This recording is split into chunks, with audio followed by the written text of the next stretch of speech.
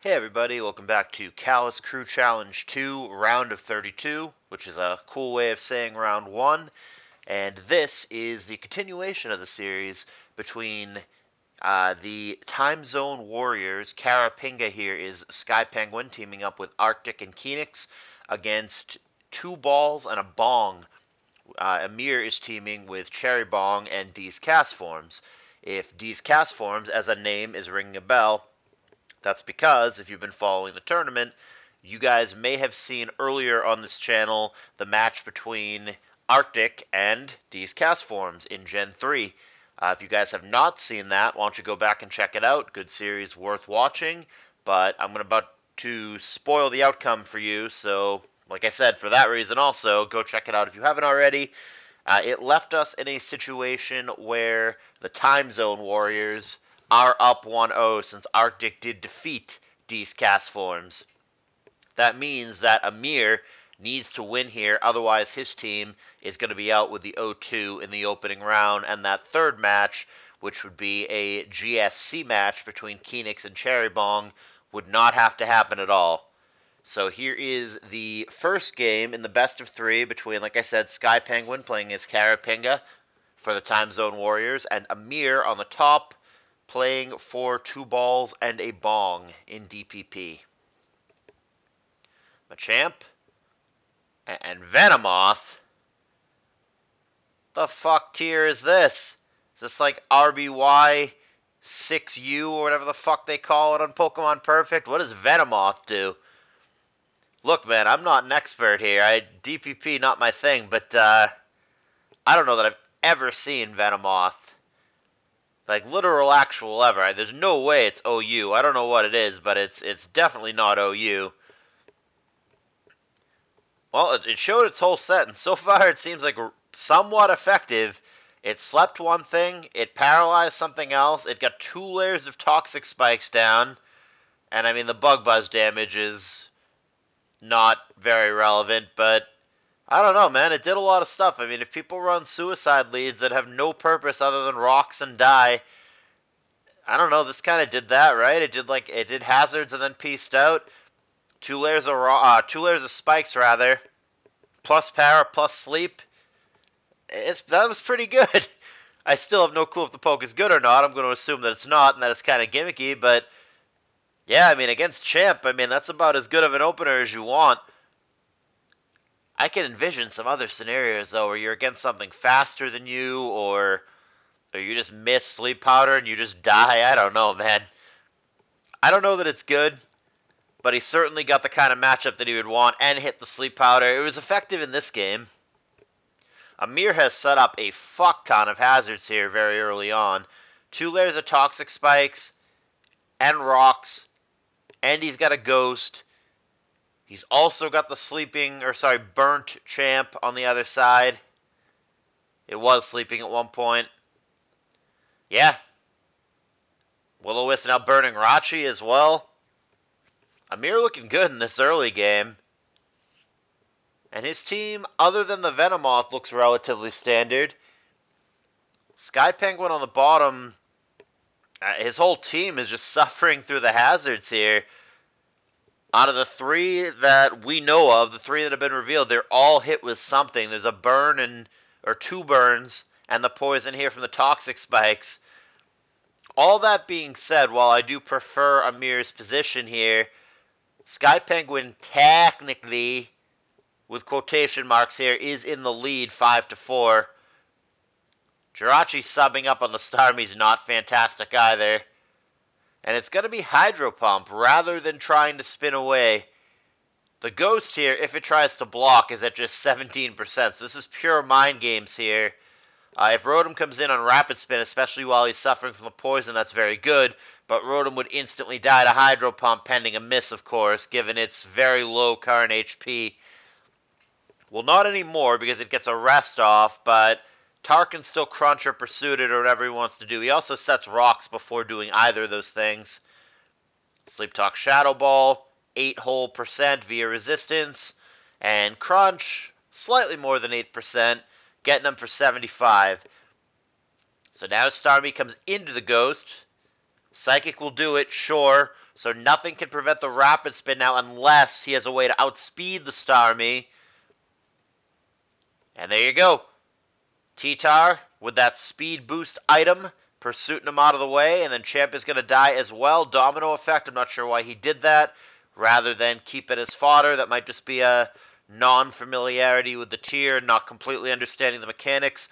I believe that Skypenguin is a fairy gen guy. I don't know too much about him, but I remember him playing SM in SPL for Ruiners, not this current SPL that's ongoing, but the previous one. And I don't know too much more about him, but I don't think he's an old gen guy. And that little blip there, perhaps, is a glimpse of that. I don't know that it would have changed too much about the situation that we're in. Having fodder is always good, but I don't know that it really changes the dynamic here.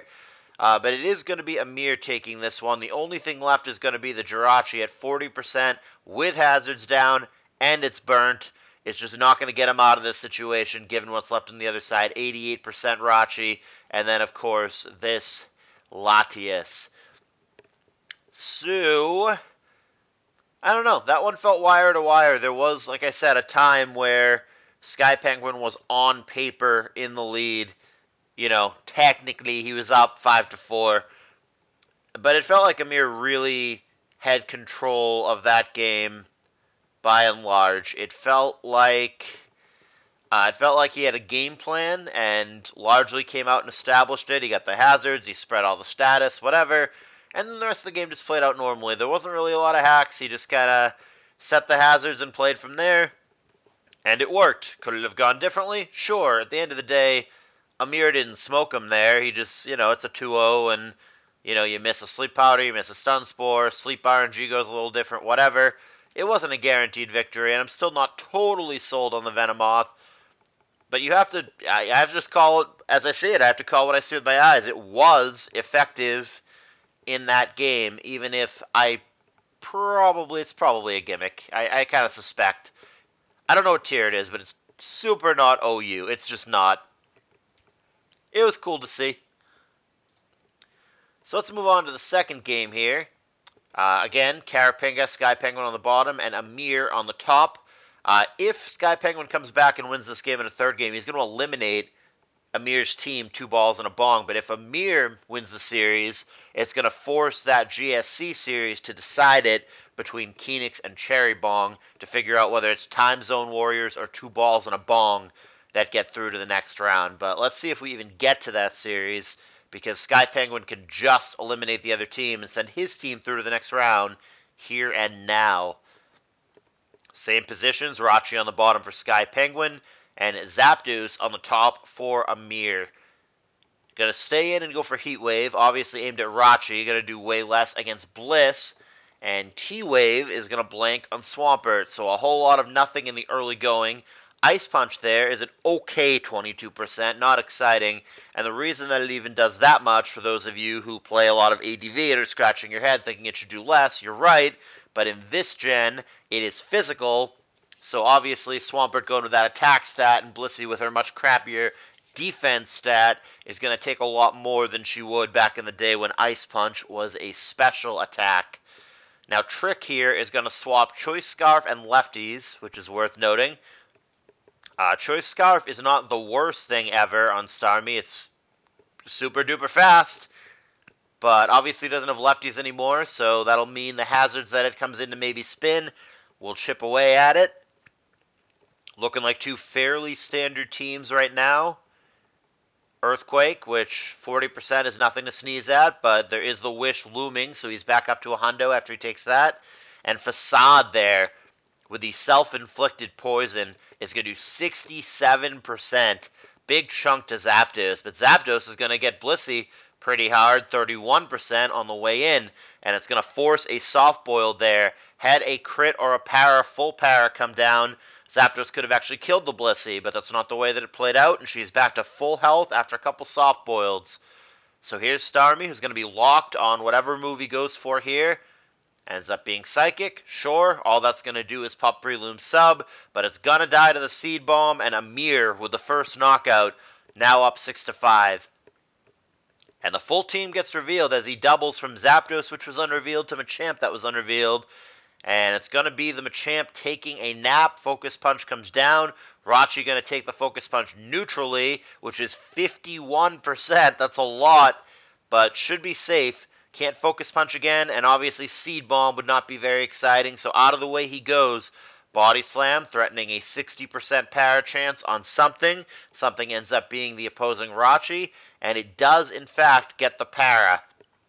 Hidden Power is protected against. And Wish and Calm Mind coming down here.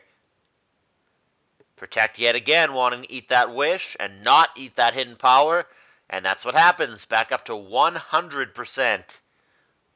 Blissey comes in, stepping on hazards. And she takes just 11% from that Hidden Power. This is going to prompt the Loom back in. S-Toss there. Something, 38%, but Loom plenty healthy here. Has the Poison Heal going. Seed Bomb, not exciting. Jirachi very safe to continuously switch into the Loom here, other than switching in on Focus Punch, which even then, it could take one, pending a critical hit. More paralysis being spread around. Serene Grace Body Slam equals a 60% chance. And in fact, Swampert is also paralyzed, just like Jirachi. EQ Wish, sure. There's Protect. And we don't know what Swampert wanted to do because of full para, but Rachi is back to almost full health yet again. Wish and EQ, sure. And Protect, simple enough. Gotta do what you gotta do to heal it up. Rachi once again, near full health, but not quite there at 95%. Wish and Ice Punch now. Amir switching gears, trying to get a freeze. And Breloom switches in at this point. Gets it in on Rachi. Interesting. Doesn't like it. Back to his own Rachi. And Psychic there not going to do it. So we've seen Calm Mind, Hidden Power, Psychic. Have not yet seen the last move. Probably just Fire Punch or Ice Punch. There's S-Toss. See, I told you it'd be Thunderbolt. And that is what's going to come down for Amir. And it's going to find a 20% Serene Grace para on Blissey. And a Specs drop now, so added effects coming down for Amir. He does get paralyzed on this turn, and Blissey gets a soft boiled off. Psychic again, 32%, and a full para for Blissey now. Psychic again, and S-Toss, but Rachi seemingly getting the better end of this, even though it doesn't have a recovery move. And Skypenguin has seen enough. He goes to his own Jirachi and gets it in on probably what he wants to get it in on, a full para. Decides now's the time to double back to Blizz and get rid of that Specs drop and that para. Thunderbolt comes down but does not para again, and that enables a soft boiled from the now faster Blissey. A crit Thunderbolt comes down, but that is not going to prevent the follow-up soft boiled, and just like that, the nurse is back to full health until she eats a 15% Thunderbolt. And Blissey on the offensive now with S-Tosses. Thunderbolt has not found a 20% repara. Here's the fifth attempt and gets it this time, which, you know, mathematically, 20%, 1 in 5, makes sense. Jirachi at 28%. Would die to Seismic Toss here, which has been doing 30. And that's probably what she went for, but we'll never know because of full para. T-Tar comes down now. And gonna DD up. That should be an immediate threat to Skypenguin here. Earthquake does 62%. Rachi gonna try to stall it out with Wish. Protect and DD. Oh yeah. You are Bone Zone. Protects on the Dragon Dance. Survives anyway, even at +2. Rachi showing the bulk. He makes the play that I think you should have made anyway, which is just Iron Head and hope that you crit. It's all you can do. But the crit doesn't come, and pending Mach Punch here, we're done. And seemingly does not have that. He takes an Ice Punch to the face, and this looks over. Crunch is physical, as is Ice Punch, and that is the concession. This one less close than the previous. It's going to be a 6-2 that would have been a 6-0 for Amir over Skypenguin. This one was a relatively one-sided series. I don't want to knock Skypenguin too much. One of the quirks of this particular tournament is people get shoved into tiers that they don't necessarily have a ton of experience with. They just do what's best for the team. if the tiers break in such a way where there's 2 tiers for 2 guys where they're really comfortable and it's really obvious to put them there, sometimes you get stuck with whatever the 3rd tier is and you make the best of it. That may or may not have been the case here. I can't actually speak to Skypenguin's experience with DPP, but I'm under the impression that it's not a tier that he spent too much time with. So, Amir evens it up. 2 balls and a bong on the board. It's going to be a 3rd match, Cherry Bong for 2 balls and a bong, against Phoenix for the Timezone Warriors in GSC to decide the fate of that series.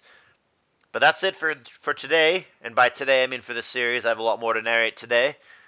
If you guys have enjoyed the content, I'd appreciate if you hit the like button. Quick reminder, join the Discord server. Do you want to see all the Fairy Gen stuff that I won't be narrating? Do you want to see all the matches, either live or after the fact? Best way to do that is in my Discord server. The other reminder would be donations. We have a donation link in the server. The players get 100% of the prize pool minus the small chunk that PayPal eats. I don't keep anything. If you're able to donate any amount at all, it really helps and it builds up our prize pool and makes this tour more exciting and worthwhile. You'll also find that donation link in the Discord server. Thanks for watching, and I will see you guys in the next video.